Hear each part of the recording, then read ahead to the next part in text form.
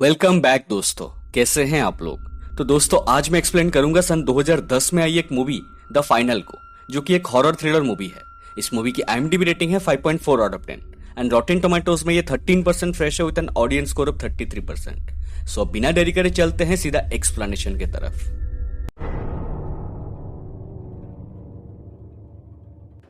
तो मूवी शुरू होती है एक लड़की को दिखाते हुए जिसकी फेस बुरी तरह से डिसफिगर्ड हो चुकी थी। वो लड़की जाती है एक बर्गर जॉइंट पे जहां वो एक बर्गर ऑर्डर करती है, मगर वहां मौजूद सभी लोग उसकी जली हुई फेस देखकर उसे घूरने लगते हैं। कुछ देर बाद वो लड़की एकदम से गुस्सा हो जाती है और एक टेबल उठाकर पलट देती है और बोलती है, मैं जानती हूं मैं कैसी दिखती हूं और ये मेरी चॉइस नहीं है, तो मुझे घूरना बंद करो पापियो। इसके बाद हमें कुछ दिन पहले की कहानी दिखाई जाती है और हम लोग ब्रैडली नाम की एक हाई स्कूल बुली को देख पाते हैं जिसे एक कॉस्ट्यूम पार्टी के लिए इनविटेशन मिलती है। वो उस इनविटेशन को लॉकर में रखता है और क्लास में आके एक इंडियन लड़का रवि के पीछे बैठता है और उसे परेशान करता है। टीचर ये देखकर उसे वहां से उठा देता है और बर्नार्ड नाम की एक लड़का को उसके पीछे बिठाता है, मगर बर्नार्ड तो उससे भी ज्यादा हरामी था और वो रवि को परेशान करने लगता है। बेचारा रवि चाहकर भी उनका कुछ नहीं कर पाता है। कहानी में आगे हम 3 लड़की को देखते हैं जिनका नाम था हेदर, ब्रिजेट एंड केली, जो कि स्कूल के सो कॉल्ड प्रिटी गर्ल्स थे और वो लोग कॉस्ट्यूम पार्टी के बारे में आपस में डिस्कस कर रहे थे।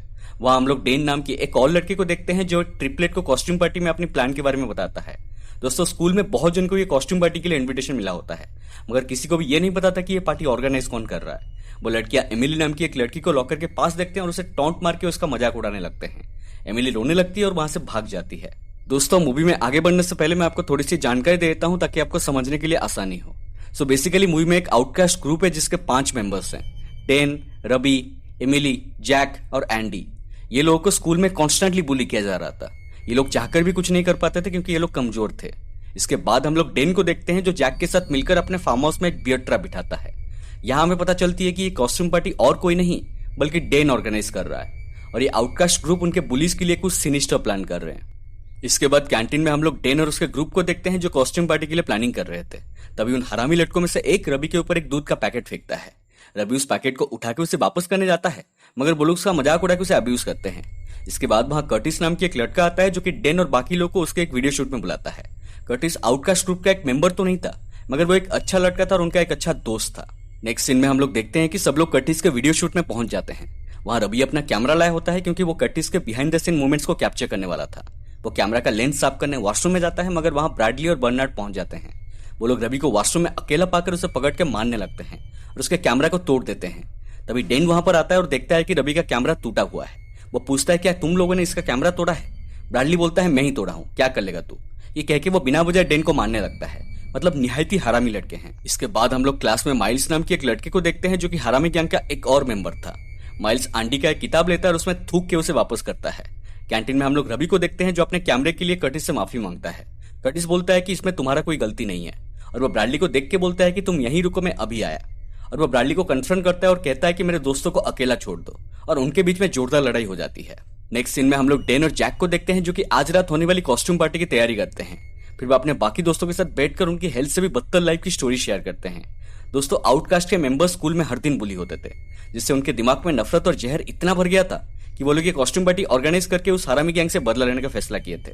वो लोग हॉरर मूवीज देख के ओल्ड कल्चर्स में होने वाली टॉर्चर मेथड से इंस्पिरेशन ले रहे थे। हमें यह तो नहीं पता था कि पार्टी में एग्जैक्टली क्या होने वाला था, मगर बुरा, कुछ बहुत ही बुरा होने वाला था। पार्टी का समय होते ही सब लोग कॉस्ट्यूम पहन के पार्टी के लिए निकल पड़ते हैं। हम लोग ब्रैडली को देखते हैं जो एक्साइटमेंट में गाड़ी को जिग-जैग करके तेज भगाने लगता है। एक शरीफ उसे देख के उनका पीछा करने लगते हैं और उन्हें एक जगह रोकते हैं और उसकी सारी हीरोगिरी निकल जाती है। वो उनकी सारी वीड्स ले जाते हैं और उन्हें एक वार्निंग देते हैं कि अगर नेक्स्ट टाइम ये करने के बारे में सोचा तो याद रखना यहाँ तुम्हारा पप्पा खड़ा है। इसके बाद हम लोग डेन और उसके दोस्तों को देख पाते हैं जो कॉस्ट्यूम पहन के रेडी हो जाते हैं और पार्टी शुरू होती है और सब नशेड़ी लोग दारू वारू पी के एकदम अपना ठरकीगिरी शुरू कर देते हैं। डेन और बाकी लोग नोटिस करते हैं कि कर्टिस भी पार्टी में आया है, जबकि उसे बुलाया नहीं गया था, क्योंकि यहाँ सिर्फ उन्हीं लोगों को बुलाया गया था जो डेन और उसके दोस्तों को परेशान करते थे। रवि कहता है कि मैं जाके उससे बात करता हूँ, मगर डेन मना करता है और कहता है कि वो पार्टी में आ ही गया है, मतलब वो कहीं नहीं जाएगा और यही उसका फेट है। इसके बाद एंडी एमिली को एक केमिकल देता है जिसको वो ड्रिंक्स में मिला देती है और सबको बांट देती है और नशेड़ी लोग उसे पूरी तरह से गटक जाते हैं। कुछ देर बाद सबको चक्कर आने लगती है और एक एक करके सब बेहोश होने लगते हैं। फिर हम लोग डेन और उसके दोस्तों को देख पाते हैं जो ये वाला कॉस्ट्यूम चेंज करके कुछ क्रीपी कॉस्ट्यूम्स पहन लेते हैं। फिर वो सबकी मोबाइल फोन और गाड़ी की चाबी इकट्ठा करते हैं ताकि कोई यहाँ से भाग ना पाए। फिर सब लोग अपना अपना वेपन्स लेके रेडी हो जाते हैं और डेन एक लाउड नॉइज प्ले करता है जिससे सभी लोग जाग जाते हैं और अपने आप को चेन से बंधा हुआ पाते हैं। डेन कहता है कि अगर आप लोग जाग गए हो तो चलिए शुरू करते हैं। वो कहता है कि तुम लोग के लिए एक अच्छी खबर है और एक बुरी खबर। अच्छी खबर यह है कि हम तुम्हें आज नहीं मारेंगे।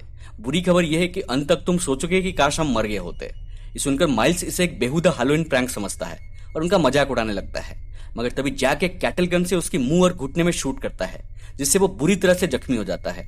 फिर वो उसे घसीट के एक अलग कमरे में फेंक देता है। फिर वो सभी से पूछता है कि तुम में से कौन कौन यहाँ से जाना चाहता है, मैं एक आदमी को यहाँ से जाने दे सकता हूँ। कुछ देर बाद टॉमी नाम का एक लड़का हाथ खड़ा करता है और कहता है कि हाँ मैं जाना चाहता हूँ, और साथ में मेरी गर्लफ्रेंड नाडिया को भी ले जाना चाहता हूँ। डेन कहता है तू पहले अपने बारे में सोच, ये कोई मछली वजह थोड़ी है कि यहाँ बार्गेन कर रहा है। फिर वो टॉमी को वहां से जाने देता है और बाहर निकलते ही टॉमी भागने लगता है। उसी घर के आसपास जंगल में मौजूद डेन के ट्रिपलेट दोस्त उसका पीछा करने लगते हैं। भागते भागते टॉमी फील्ड पे लगा एक ट्रैप में गिर जाता है और बुरी तरह से जख्मी हो जाता है। फिर वो लोग उसे पकड़ के उसी रूम में फेंक देते हैं जहाँ माइल्स को रखा गया था। कहानी में आगे हम लोग देखते हैं कि रवि बर्नार्ड को एक लिक्विड ड्रग पिलाने की कोशिश करता है, मगर बर्नार्ड उसे गंदी गंदी गालियां देने लगता है, जिससे रवि अचानक उसके पीठ में एक चाकू घुसा देता है और वो लिक्विड इसे पिला देता है। इससे बर्नार्ड इंस्टेंटली पैरालाइज हो जाता है। वो ना ही कुछ बोल सकता था ना हिल सकता था, सिर्फ महसूस कर सकता था।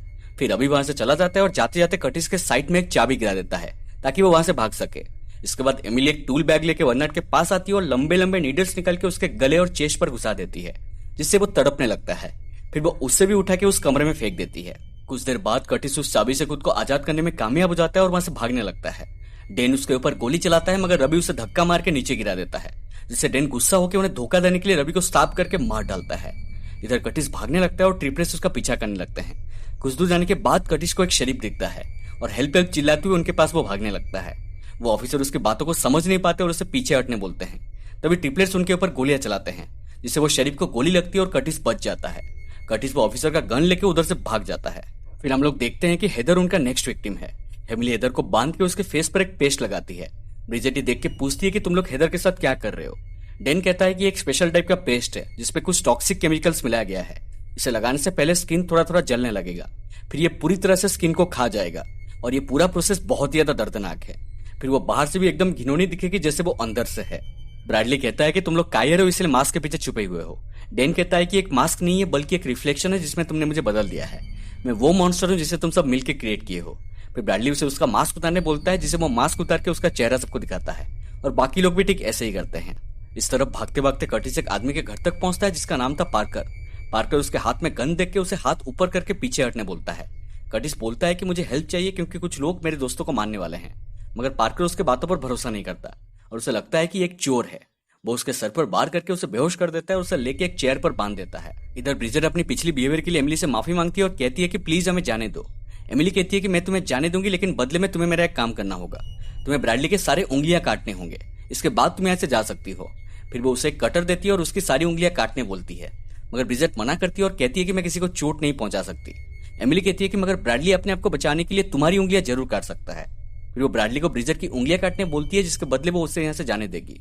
इस तरफ कर्टिस को होश आता है और वो पार्कर को सब कुछ बता देता है, मगर पार्कर फिर भी उसे नहीं खोलता है और खुद चेक करने के लिए घर से निकल जाता है। आगे हम लोग देखते हैं कि ब्रैडली ब्रिजेट की उंगलियां काटने के लिए तैयार होता है।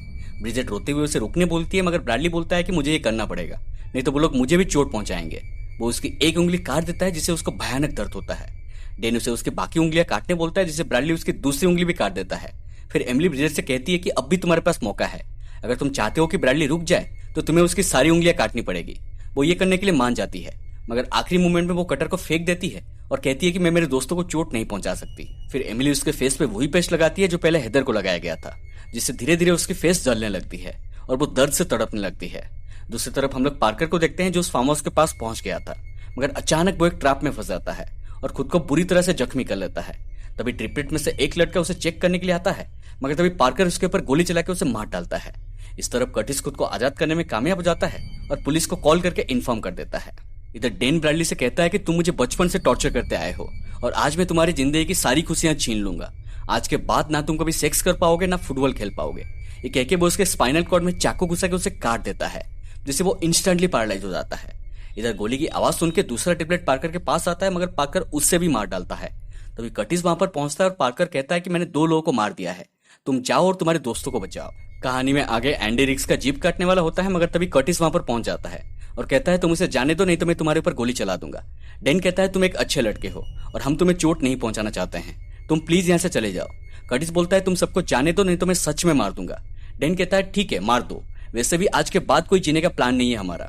जब से ये प्लान के बारे में सोचे हैं तब से सर पे कफन बांध चुके हैं। और फिर वो एंडी को उसका जीप काटने के लिए कहता है। एंडी उसका जीप काटने ही वाला होता है, मगर कर्टिस उसके ऊपर गोली चला देता है, जिससे उसकी मौत हो जाती है। ये देख के डेन भी कर्टिस को गोली मार देता है, जिससे वो घायल हो जाता है। फिर वो उसके पास जाके कहता है कि तुम्हें भाग जाना चाहिए था जब तुम्हारे पास मौका था। फिर अचानक एमिली भी डेन के ऊपर गोली चला के उसे मार डालती है। ये कह के कि बहुत हो गया आज के लिए, कार्यक्रम यही खत्म करते हैं। फिर वो जैक को एक गन देके उसे मारने के लिए कहती है और जैक भी उसे गोली मार देता है। दोस्तों, ये लोग पहले से फैसला किए थे कि उनका बदला पूरा होने के बाद वो लोग सुसाइड कर लेंगे, क्योंकि ये सब के बाद वैसे भी उनकी पूरी जिंदगी जेल के 4 दीवारों के अंदर कटने वाला था और स्कूल के साथ साथ घर में भी उनकी कोई रिस्पेक्ट नहीं थी। मतलब उनकी लाइफ एकदम नर्क बन चुकी थी। तभी अचानक पुलिस वहां पर पहुंचती है और जैक अपने ऊपर बंदूक टांग देता है। पुलिस बोलता है रुक जाओ, ऐसा मत करो, हम बात करेंगे। मगर जैक कहता है कि अब बहुत लेट हो चुका है, इस दुनिया में हमारे जैसे और भी हैं। ये कह के वो खुद को शूट करके मार डालता है। फिर पुलिस सबको वहां से रेस्क्यू करती है और हमें इसके बाद कुछ दिन बाद की कहानी दिखाई जाती है। हम लोग केली को देखते हैं, जो हरामी ग्रुप की एक ही लड़की थी जिसको वो लोग चोट नहीं पहुंचाए थे। वो स्कूल के वॉशरूम में जाती है और ढेर सारा पिल्स खा के सुसाइड कर लेती है। फिर हमें ब्रिजेट को दिखाई जाती है, जो एक हुडी पहन के एक बर्गर जॉइंट पर जाती है। दोस्तों, ये सीन ही मूवी की पहली वाली सीन थी जहां लोग उसे घूरने लगते हैं और वो गुस्से में एक टेबल पलट देती है। हालांकि आउटकास्ट ग्रुप अब नहीं रही, लेकिन उस दिन के बाद वहां मौजूद लोगों की लाइफ अब पूरी तरह से पलट चुकी थी। और दोस्तों, इसके साथ मूवी यहीं पे खत्म हो जाती है। सो दोस्तों, ये थी द फाइनल मूवी की पूरी कहानी। उम्मीद करता हूं कि आपको एक्सप्लेनेशन पसंद आई हो। वीडियो अच्छा लगा तो प्लीज लाइक करें, शेयर करें और कमेंट करके बताएं कि आपको वीडियो कैसी लगी। अगर आप अभी तक मेरे चैनल को सब्सक्राइब नहीं किए हैं तो प्लीज प्लीज अभी कर दीजिए और साइड वाला बेल आइकन को दबा दीजिए, क्योंकि हम ऐसे ही इंटरेस्टिंग एक्सप्लेनेशंस लाते रहते हैं। मिलते हैं अगले वीडियो में, तब तक stay home and take care.